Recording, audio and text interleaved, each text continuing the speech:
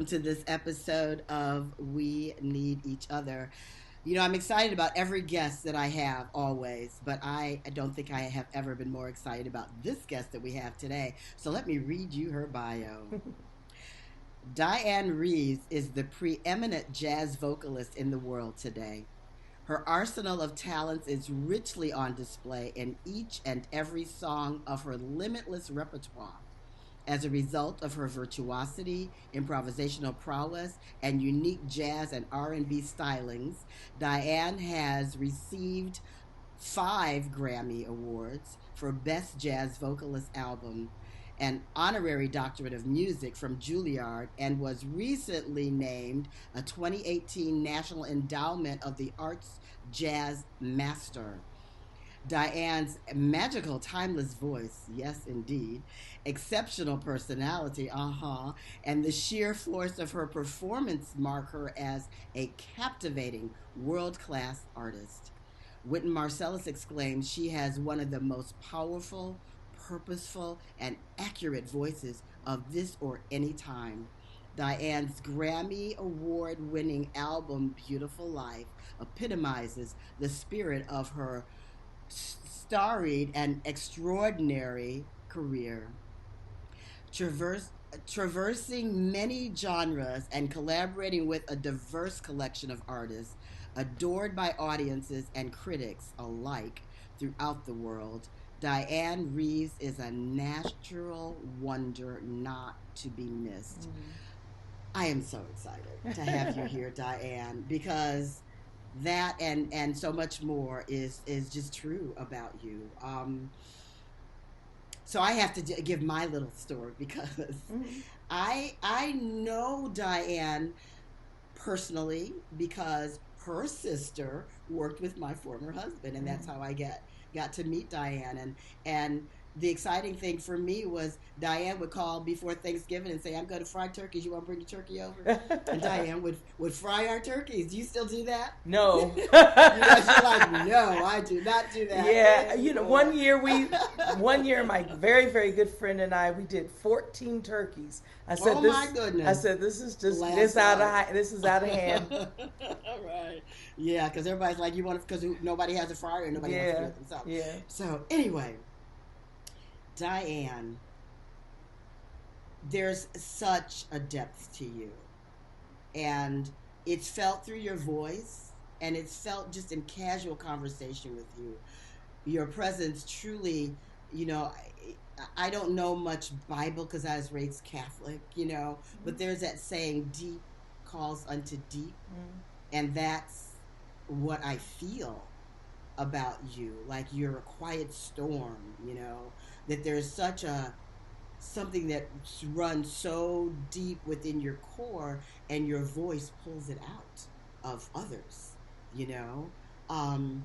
So where does that depth come from? Well, I know it's there. Yeah, the interesting thing, I think a lot of it, you find your place through the experiences in your life, Mm-hmm. And I think the very, very young had a very, very traumatic experience of losing my father, and that because it was a kind of relationship that, and my mother used to tell me, and I remember my father, even though I was 2 years old, I vividly remember him. And then I also remember when he was not there. And I used to have these reoccurring dreams for years about it. And I think that, you go through life, you experience things. And fortunately for me, I was given the talent of, music. And this was a place that I could, kind of work things out. So I would have to say that the majority of I'm extremely curious about a lot of things, and very, I think from very young, I just had a sense of otherness, in terms of spirituality, from a very young age. As a matter of fact, I used to feel like the presence of my father, guided me through so many things, And my mother was also someone who you know, looked up, and knew that there was something outside of herself.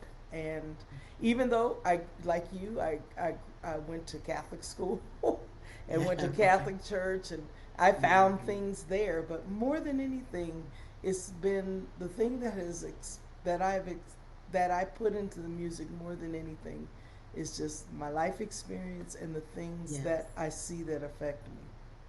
Mm.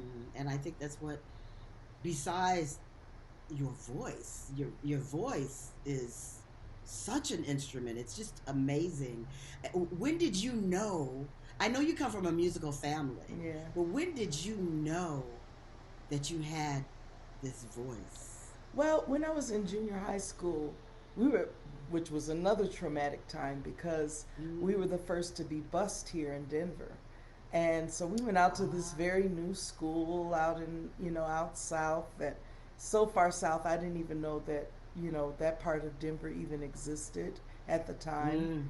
And it at that time it was full of farmland and there was a housing development, but we went to Hamilton Junior High, and that's where I met Benny Williams, who had just Yes. come here from Texas, and she was there as a teacher, as the music teacher, and I was in her choir, and Hmm.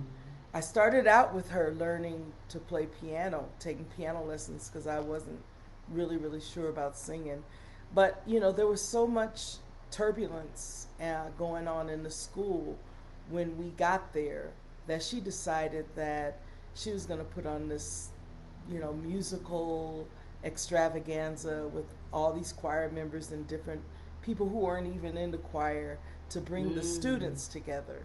And that's how I found out I had a voice, that Mm. I had an instrument. And it was from there that I'll never forget the Edwin Hawkins had the Oh Happy Day album out, and that whole Mm. record was really beautiful.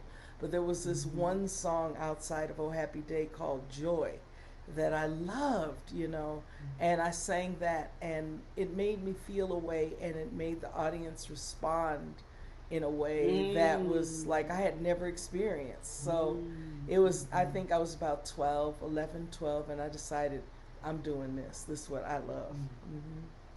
I heard a story, tell me if it's true, that you were out in the hall singing and Benny Williams heard you. Is Yeah. that true? Yeah, what Is that a true happened story? was this friend of mine, Karen, was supposed to be singing uh, Aretha Franklin's In the Spirit in the Dark. And for some reason, she knew that I could sing. So she's like, Diane, can you help me sing it? I'm just having a hard time singing. Uh, So I'm out in the uh-huh, hall singing In the Spirit in the Dark. And then uh-huh. Miss Williams came out and said, who is that singing? Who And is uh, that? and Right. some of my classmates said, Diane, don't you know? you know, that's Diane, and Mm. that's how it started. Mm. Yeah. So that's how you became a part of that choir? Well, I was already a part of the choir, You were but already that's in the how I choir. became a soloist in the choir. Okay. Mm-hmm. Okay. Ah, that's beautiful. Beautiful story. Mm-hmm.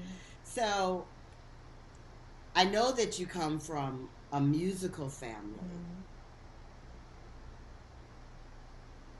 And I wonder sometimes how that guidance maybe protected you from some of what an artist might typically go through. Because, yeah, you're like, uh huh. But I look at, I'm going to just go back for a minute. When I was younger, I would look at Whoopi Goldberg, who, in times where people would say there's no roles for black people, black actors, and it's so hard. And I would look at Whoopi Goldberg as a kid or a younger person and go, but she's always acting, Mm-hmm. and she's this weird looking chick with dreadlocks. Right. So what's her consciousness? So I wonder about you. What how were you affected by this racist society that we live in? And that I know there are many stories of musicians and things that they went through, but we look at you, I never see it. And I haven't heard that story. You may Yeah. have told it, Well, yeah. but I'm I mean, curious. believe me, lots of, Mm. like minds all over the place. But I have to say, the thing that helped me to be able to get through and maneuver and see and recognize was my mother, my I love aunt, that. my sister, they're all people who were activists and aware and lived with clarity, and also, you know, my mother made me feel a way about myself, that I could go into a room and be me. And she also gave me a kind of armor. And I think I got that also from my sister. It's like, I tell you who I am. You don't tell me who I am or who you think I am. Because I know who I am.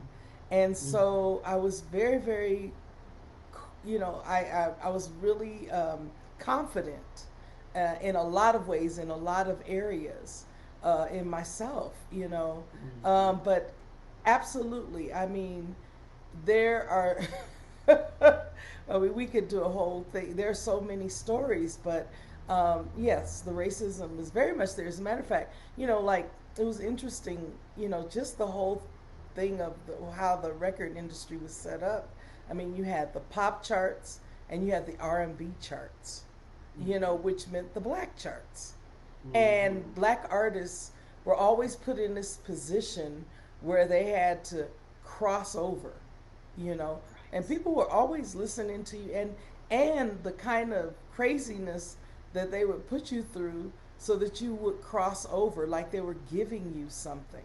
The Yeah. music was out there for everybody to hear, but you had this idea that you had to cross over. Well, jazz music is, you know, music that is about defiance and, you know, Yeah. anyway, because Mhm. first of all, you have to find your own sound. You have to develop it and define it and refine it. That's why I always tell young people, and really be who you are. And because you listen, and especially the music of the 60s and 70s, that time is my time of growing up and being very, very conscious of the music. And there was like a lot of information in that music. I guess Yes. just like Yes. people get now, but for us, there was a lot of information on how to, to get through and deal with things. If you're listening to Curtis Mayfield tell you that we're a winner, That's and right. don't Yes. ever let anybody tell you that you can't make Right. it, Right.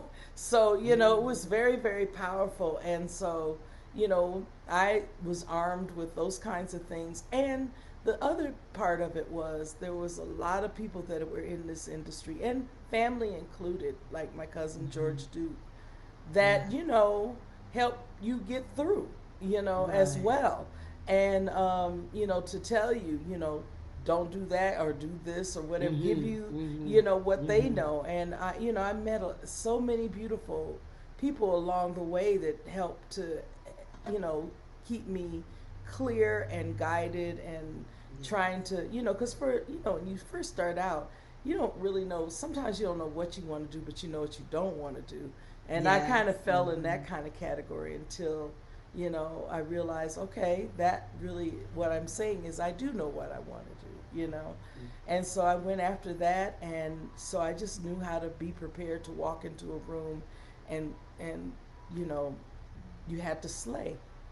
Mhm. you know Did you always sing jazz?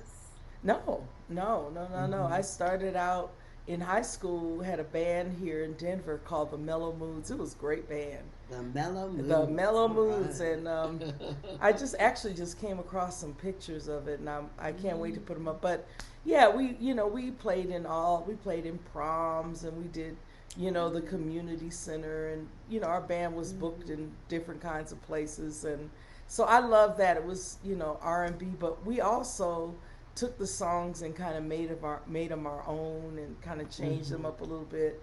And then, when my uncle Charles, who's a great classical bassist and jazz bassist, Yes. who will be 101 this year. Oh Um, my hmm goodness. When he realized Oh. that, singing was what I wanted to do, he was the one that started bringing the jazz records. And then at that time, we had a really cool jazz community here in Mhm. Denver. So I was going out to hear people, and there was this wonderful pianist who played at a place called Lafitte's downtown. Her name was Mm. Louise Duncan. I mean, an extraordinary pianist. And we would go down there and see her, and she'd have me sit in. And so, it was all of Mm. these things that helped me to navigate and get through and just be. Mm. What is the most difficult racial situation that you might remember that you could tell us about that happened with you personally? Um, well, I remember there was a situation where, at that time, a lot of the record companies were changing umbrellas. It was without, Mm-hmm. like, for instance, I was signed to Capital Blue Note, but then it ended up with EMI. And EMI was the my contract actually ended up under EMI, and Capital took Blue Note, but they were still part of the Mm. same family. Now I'm under another umbrella, which is not jazz.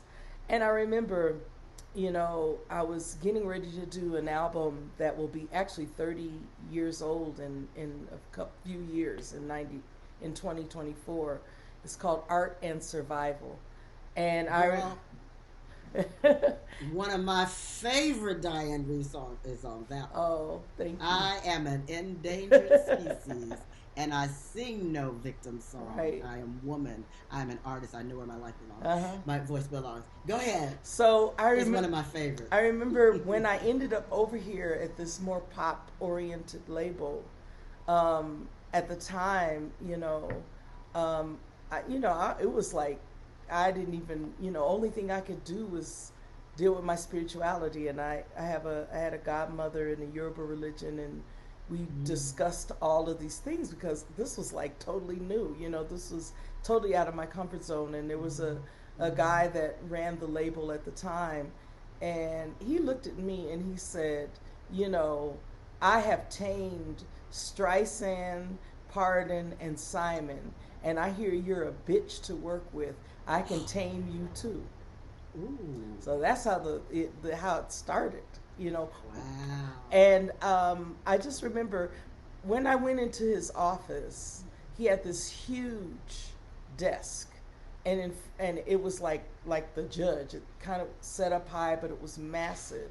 And in Right, front there you go. and in front of it, it had two chairs that matched, but they were U-shaped chairs that were very tight, And so when I walked into his office and I saw those chairs, because my godmother told me about these things, there was a sofa in the back of the office. So I went and sat on the sofa, and I love it. he I said to love it. me, he said, I can't talk to you from back there. And I just said, those chairs are not, we're getting ready to have a conversation. I said, those chairs are not comfortable.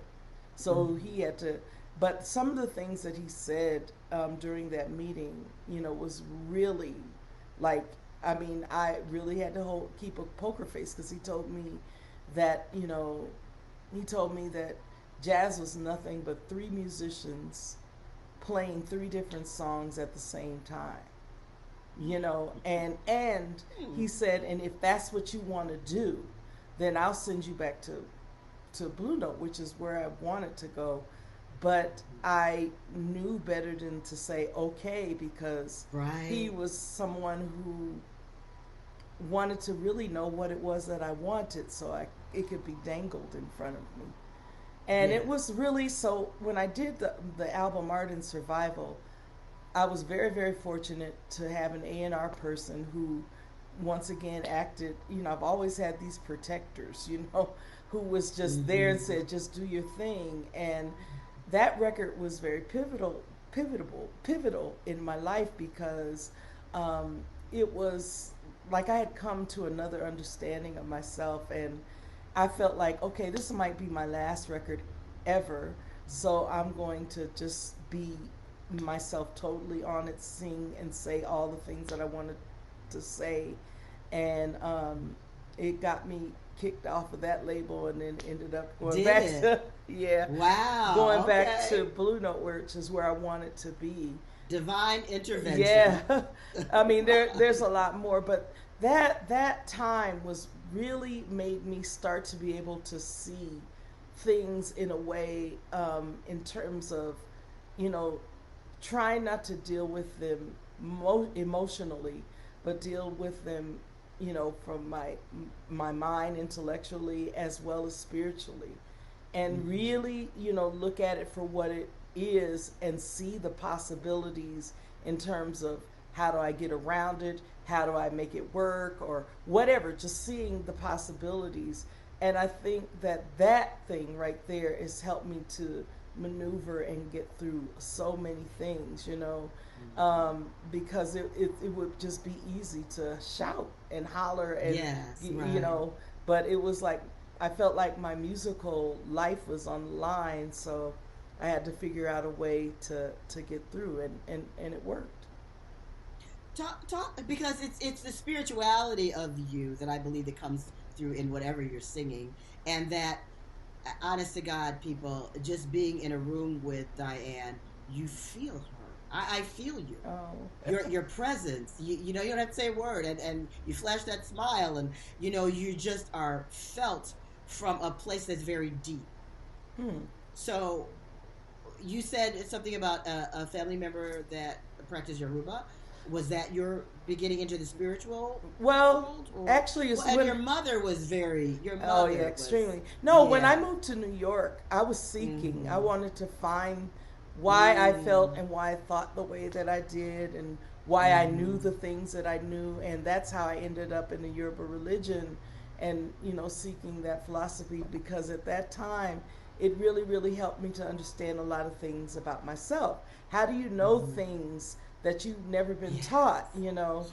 and Yes. so here comes this idea of cellular memory and Yes. spiritual memory, and how you can look like people that have come before you, but you can also be like them, have traits Yeah. like them, know things that they know. So this Mm-hmm. empowered me, and that was all during a time. That started all during a time when I was working with Harry Belafonte, and so Mm-hmm. I ended up moving to New York, and that was my journey at that time. Mm-hmm. Would you have imagined when you were that girl singing out in the hallway Mm-mm. this path for yourself, this level of achievement for yourself? No, but I was comfortable with Mm-hmm. being curious. And Mm-hmm. that thing has been the thing that, um, has opened so many passageways for me. Just being able to go and see and sit in places or be in places that could be very uncomfortable, but the curiosity was so strong that I wanted to see, you know. Mm-hmm. So even in Old Souls, that's what I say. I'm a curious spirit Yes. child, but Yes, you are. and so I remember the first time it really like hit me.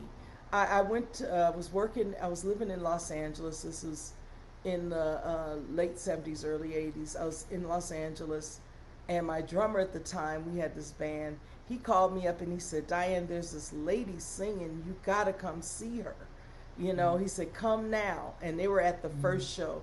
So I run all the way out to Culver City, and here I walk into this place called Hop Sings, and on stage is this lady named Betty Carter. I didn't even know who she Ah. was. Ah.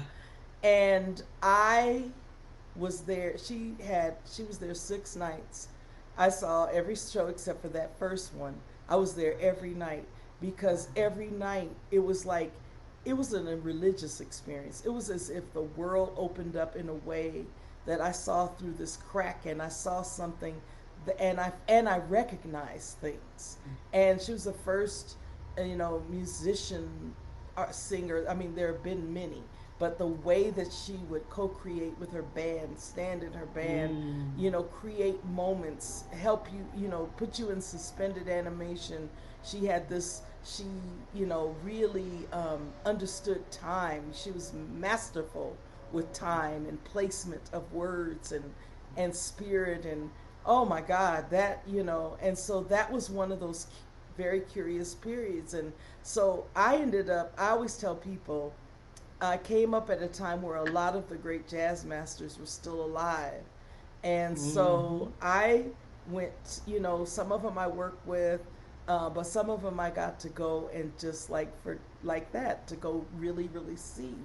And so I always say that I went to a living school. Yes, Hmm. yes. Did you ever meet Betty Carter Oh yeah. in Oh person? Of yeah. Oh course, yeah, yeah, yeah, yeah. yes, At one yeah. point I would, anytime she would come to LA, I was there, and there's a woman that worked with her, and she used to say, Betty would say, that girl is out there, and then you know, and then finally we met and talked, and I actually Jovan Jackson, who's a wonderful musician who's from Denver, he did an album that Betty produced, and he asked me to be on it. So I actually was on an album that she produced, and it was really, really wonderful, Mm, to work with her in that way. She was an extraordinary person. She was hard because she, came from a place that this is no BS. This is, you know, right. and I mean, she would ask me about choices that I would make about songs, and we would go back and forth about this thing, but it was wonderful because I respected her, and she, singers like her were the ones that kind of gave me license to be, you know. Mm-hmm. And I would tell Mm-hmm. her, I was like, you do it that way, but you gave me license to, to do it this way, and I feel Yes, yes. confident in my choice. So that was really wonderful. What do you teach those who come behind you? Everything that I have to give, everything that they want to know. I'm an open book Mm, like that. mm, There are a lot of singers that are part of my life, and I love it because you know, like I said, coming up in Denver, I had people like Ron Henry and Carolyn Noble, and there were just mm-hmm. all these people that were very generous in terms of Mm-hmm. helping. And so I Mm-hmm. see this new group of singers coming up, and they're wonderful. They're just spectacular. And, Mm-hmm. whatever it is that I have that I can help you with, they have my number. They can Yes, call yeah. me. Yeah. Oh, it's wonderful. Yeah. You because you have that's who you are. I mean, you're just so like this is Dianne Reeves, but it's like Dianne Reeves. You know what I mean? It's like you're just like a family member or an old friend. You just have that kind of energy about you, which is part of your absolute beauty. You Oh, know thank you. But what? I wanted to say something. There's an interesting Mm-hmm. thing around that, and that Mm-hmm. is, when I did Art and Survival, the whole Mm-hmm. reason for doing that record is because up to that point, I had this kind of duality. You know, people celebrated Dianne Reeves. Dianne, when I did everything. Dianne Reeves, the person, I did everything. Let me turn this. I'm sorry. Make sure I'm turned off. I meant to turn this off, but I'm sorry, I put it on. But I did everything. How can I say? I did, I was doing everything to promote that. And so I realized that, this person that would go on stage all of a sudden had no, inhibitions and the wanting, and then you come off stage and it's something different. So Art and Survival is about putting those two things together, Mm-hmm. and given in the climate that we are in now, and looking at people like Simone Biles and Naomi Osaka, and Oh yeah. I'm like looking at them going, whoa, I can Mm-hmm. tell you so many times when I felt this way, but if I were to have said no, it would have been like I would have had the understanding that the world has now. They didn't have then, and it was Yeah. hard. Yes, and those kinds of things. So yeah, Mm-hmm. Yeah. Shout out to Simone Biles yeah, and Naomi Osaka. Uh, Honestly, they've been criticized for taking care of themselves. yeah. You know, Like yeah. what? Yeah. Mm-hmm. Yeah. Exactly.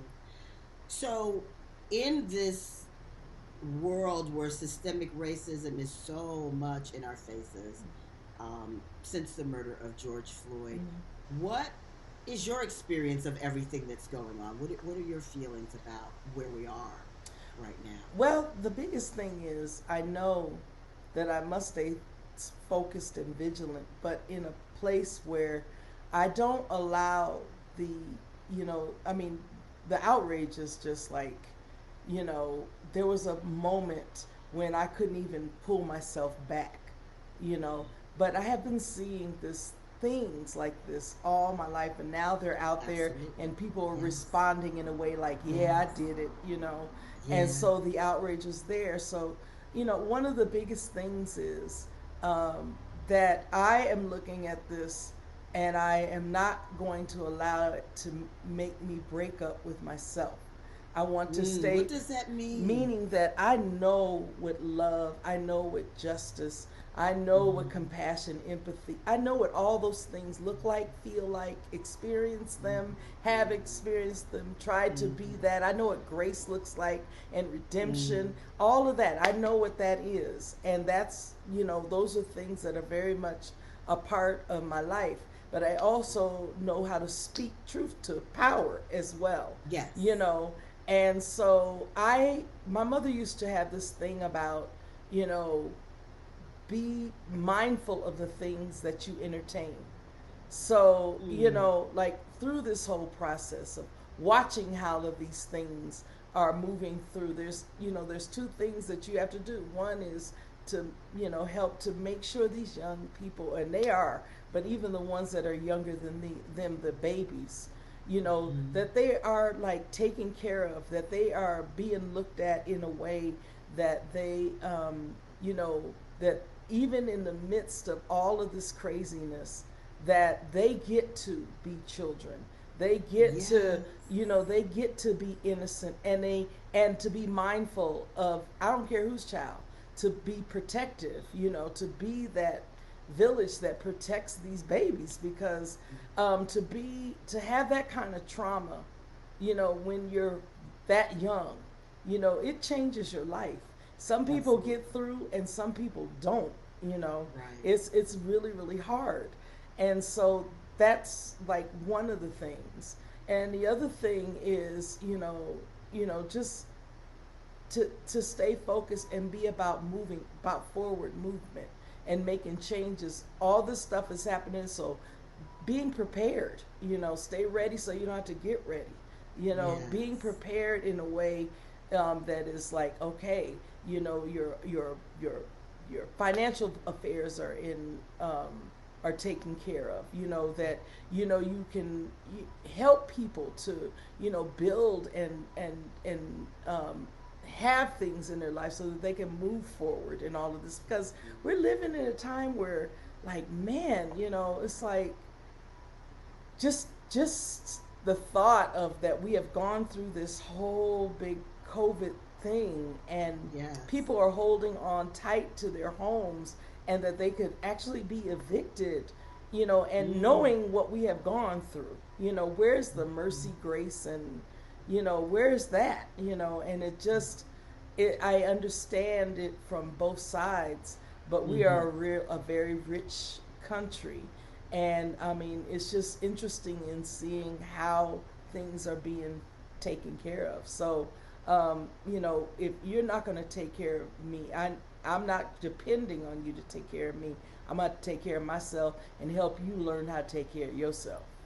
And that's the bottom line right there. And that's what I teach two classes. I teach a classes for white people and I teach classes for black people. Mm-hmm. And I do have this free webinar that I do Mm-hmm. that really is in support of black people in recognizing that we must stop expecting that we get some approval, some, Right. pass, some whatever from white America, because it's not about them, it's about us. And that's what we are seeing with these two women.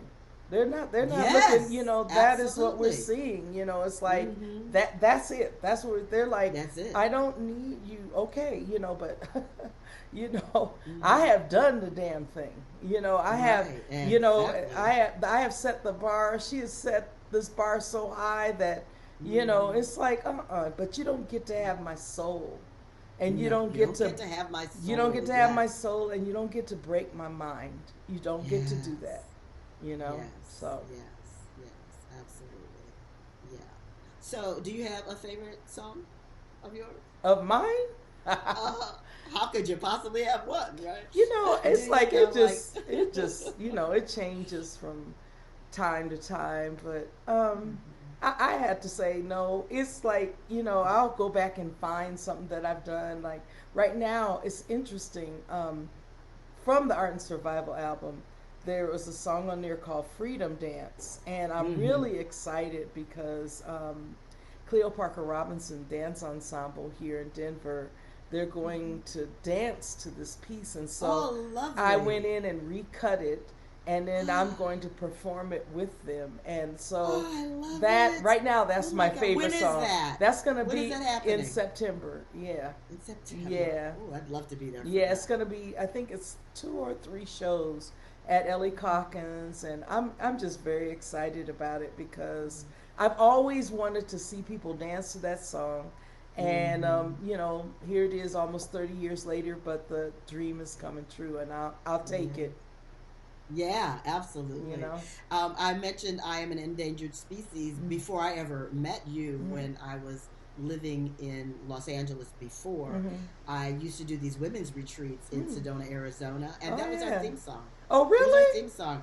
It was our theme song. Wow. We would drum and dance and wail, Wow. and it was amazing. And then when I was like, "Oh my God, it's Dianne Reeves that did I am an endangered species," because it just I mean, you know the words. I mean, it just fed our soul. Oh, I remember I did many interviews in the United States and Europe where I mean they would come after me for that song and I just would like Really, laugh really. because like I was like, what are Wow. you talking about? Don't you have daughters? You know, Yes. don't you, you know, what would you want for your daughter? You know? Right. And Right. yeah, so that was an Oh, you interesting spoke time. truth in that song. You spoke absolute truth still today Thank you. in that song. Absolutely. And Testify is another one of mine that I love. Oh, thank you. Yeah. Yes, yes. So, any new albums coming out? I'm working on a project that is very because I've always loved the music of Brazil, and Mm. and I'm very respectful of the culture. I'm not trying to do a record like you know like to say you know I'm a fellow Brazilian from Denver. Yes. You know, it's not like that. Yeah, yeah. But how that music has affected me and how it's been a part of my life. You know, like I think Mm. every record that I have ever recorded has something, some aspect of that music on it. So Mm. there's something Mm. in it. So I thought, you know, at this time it would be a good time to, you know, to do a record that is about that and what and a tribute to that music because it has really carried me through. How would you describe the music of Brazil? Well, it's something, you know, it's something. I mean, there Africans have brought many rhythms across the world, but it's something about those rhythms Mm-hmm. that feel very, very natural and they feel like home to me, you know. Mm-hmm. And the joy and the pain and the way that is expressed, the the lyrics are so like the poetry of the lyrics is so beautiful and here you have all of these very very deep subjects going on in these songs with these magnificent melodies that are very intricate and you go to any concert and the people are singing you know they can Yes. sing these songs you know Yeah. I mean and when I'm telling you like they have the most beautiful intricate melodies they know them all you know and it's Mm. like it's the most to see all of these ideas the music for the mind for the body for the feet all of this come together in this way of celebration and expression I just love the music for Mm. those Mm. qualities and Mm. improvisation which is why Mm. jazz musicians you know love the music as well because Yes. it has that kind of thing. Mm. I love Brazil. It was the last trip I took before pandemic. I was in Bahia, Oh, and it's I think my favorite place I've ever been. Yeah.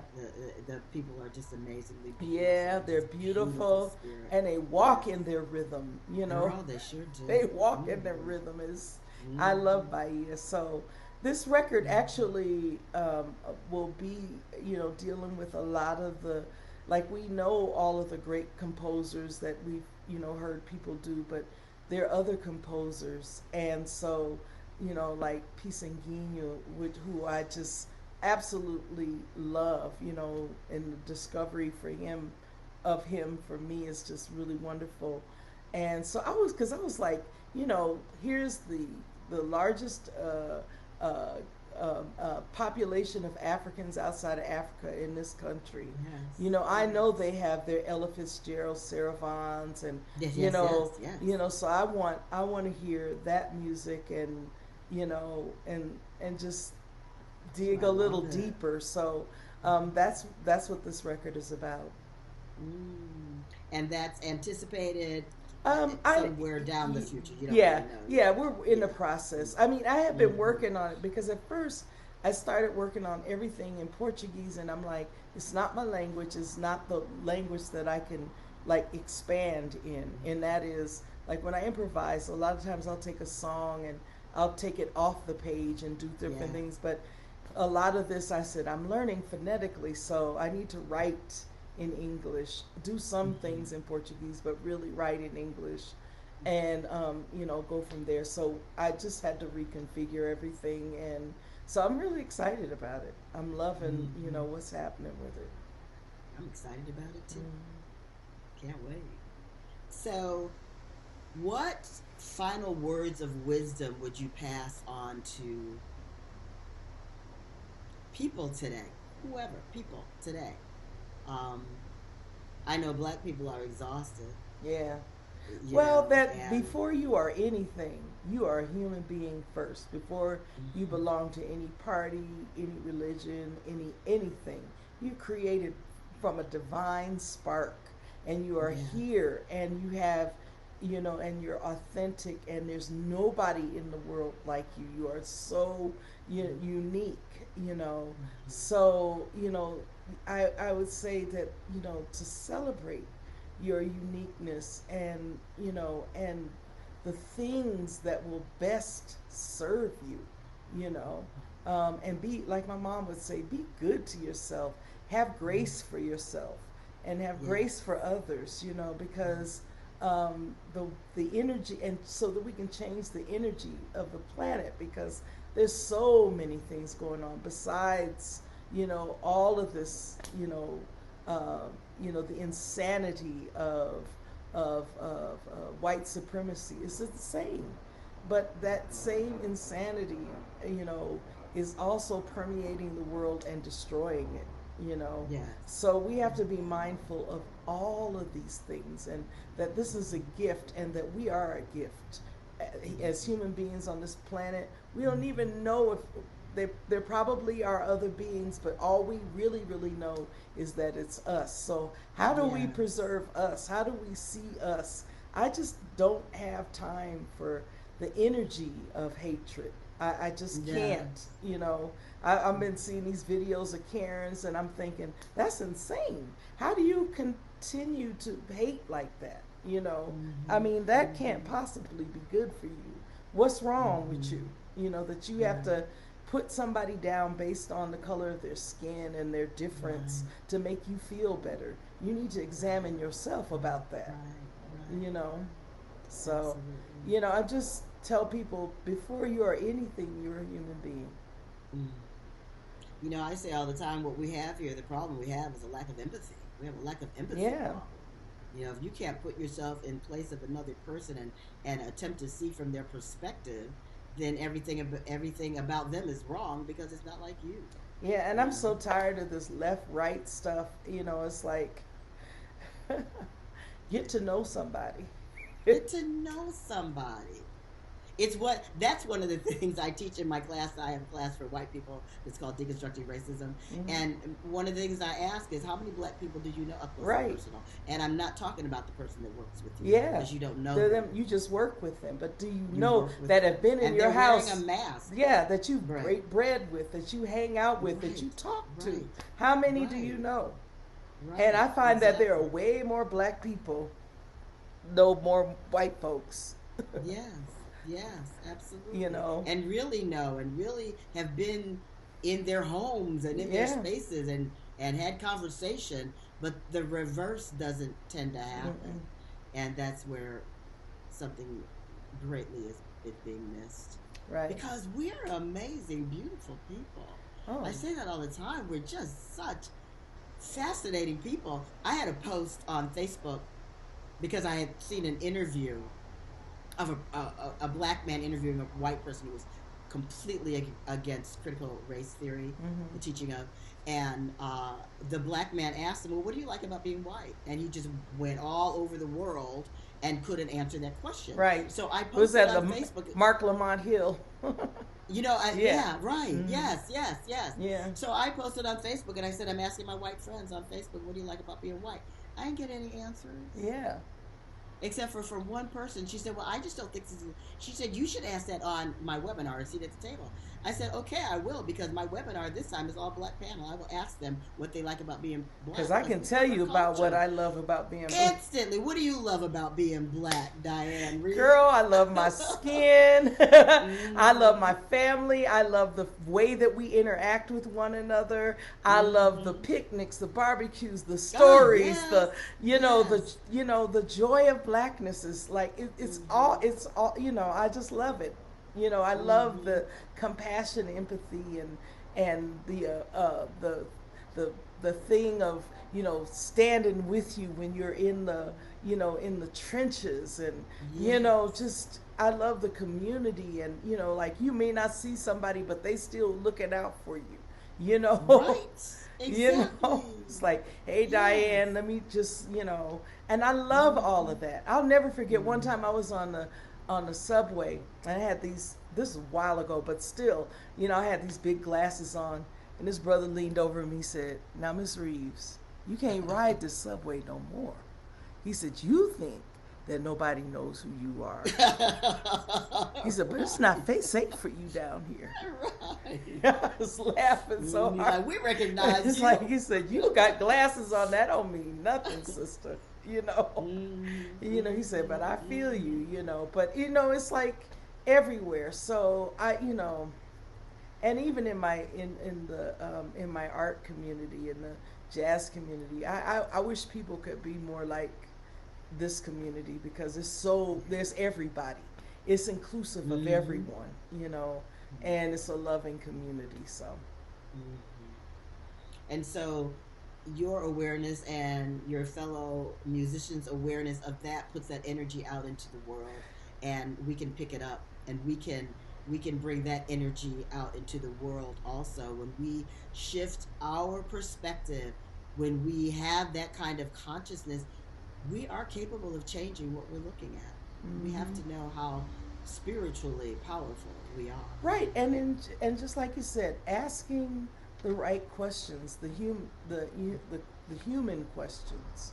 You know, Yes. it's like, come on now. We're two human beings. Now you can listen to these talking heads on the Right. news and all of that kind of stuff, but tell me, what do you really think? And based on what you just said, what does that mean? What does critical race theory really mean? Right. Because Exactly. obviously there's something about it you fear, but you don't even know what it is. Don't even know what it is. Right. Hmm. So anyway, It's about black people. That's all I need to know. It helps black people look better. That's all I need to know. I mean, I don't even understand. yeah, I don't. It's a mindset that I cannot understand, right. because it's just not who we are. It's not what we come from. Well, and I think through having these discussions and these things being brought, to everyone's attention, everybody's starting to, kind of go, wait a minute, we need to like really look at this. So it's, Mm-hmm. I think that change is, there's like all kinds of disturbance and struggle around Yes, change, yes. but I'm, I stay hopeful and Mm-hmm. hope that that these conversations are gonna make a difference. Mm-hmm. Yeah. Absolutely. That's my intention because we need each other. That's why that is the name of this podcast. We need each other. Right. People, all kinds of people, all ages, all ethnicities. We need each other. We need to understand. We need to commune with each other Oh, because that's what absolutely. makes, Yeah, I yes. mean, the beauty of the planet is, Mm-hmm. especially when you look at the people, is that we are Mm-hmm. all these unique colors, shapes, Yes. sizes, and Yes. all these kind of, I mean, what a, and then even with the whole thing of science, I say, I tell people, people who are scientists are studying God's work. They're Yeah. studying Mm-hmm. how things, and why. Yes. Because Yes. with Yes. everything that we learn about the way that this planet is put together, it helps us, Yes. and Yes. things that I know, I can help you, and things that you can help me. You know, Mm-hmm. but if we Mm-hmm. just like looking at skin color, eye color, hair, grade, and Mm-hmm. all of these kind Mm-hmm. of things, it's going to get in the way and has of our humanity. And we have Yes. the ability to be something really amazing, even more Yes. than what we are. Yeah. So And I'm anyway, just going to know that's where we're headed. That's where we're headed yes. through all the Um. chaos. There's a term called chaotic, that out of Uh huh. chaos, order comes. And I just feel Right. like that's where we are. Yeah. And I agree. Dianne, I thank you for just being who you are.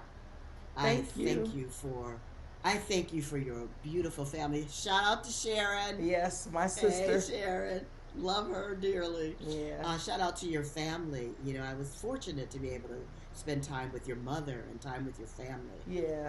I am blessed by that, and I am blessed by you. Thank you so much for spending this time with us. Oh, you're so welcome. Thank you for having Hmm. me. And I'm sorry that we had to see each other under Under such such sad, circumstances. yeah, Yes. circumstances. But I'm just praying for everybody to stay lifted, and Yes. see the beauty that is out there, and always be able to see DJ in the beauty. Yes. Yes. Hmm. Love you, DJ Risky Yeah. Doo. Yeah. All So right. you're going to be in LA and Santa Monica, right? Do Yeah. you Yeah. know your schedule? Yeah, I think in actually, October or yeah, something like it's actually that. it's on my birthday, so I'm excited. I'm gonna Oh, be at the Broad Theater with Chucho yes. Valdez, which I'm excited about, and so it's Yeah. October 23rd. Yeah. October 23rd. Uh I'll be huh. there. Yeah. I'm coming. Yeah. Absolutely. Yes. All right. I love you so Love you much. too, girl. You take All right. care. Be good You to too. yourself. I am doing my best. All right. All right. Uh, I'll see you in October. okay. Bye.